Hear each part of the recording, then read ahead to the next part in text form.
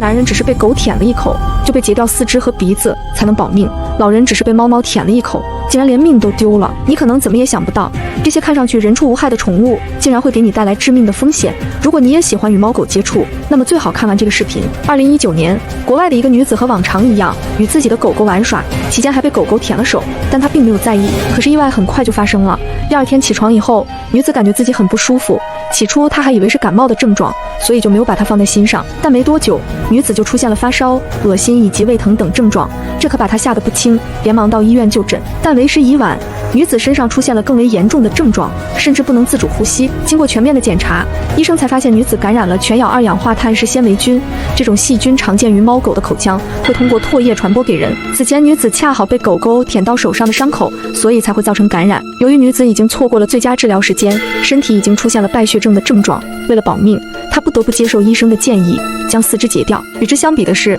这名60多岁的男子就没有那么好运了，他也是与狗狗玩耍的时候被舔了几口，没多久就发烧41度，没过几天就出现了心脏骤停、多个器官衰竭以及四肢坏死等症状，然后便不治身亡。而他感染的细菌也是全咬二氧化碳氏纤维菌。为什么会出现如此严重的情况？这是因为猫狗的唾液确实会传播多种细菌，如果你不小心被它们舔到伤口、眼睛、口腔或者皮肤破损的地方，那么就有可能感染巴斯德菌、沙门氏菌、全咬二氧化碳氏纤维菌，轻则出现皮肤感染和腹泻等症状，严重的话就会有生命危险。而且这种行为还有可能导致病毒感染，进而患上狂犬病，这是一种致命率高达99.99%的疾病。可能有人觉得没有必要小题大做，自己经常被猫狗舔，结果也没有发生任何事情。其实这是因为你的免疫力足够强大，而且身上没有伤口，所以才能避免感染这些细菌病毒。但是你总有免疫力差的时候，如果这时候细菌病毒趁虚而入，那么就会导致严重的后果。如果你实在太喜欢猫狗，那么我劝你注意以下几个方面。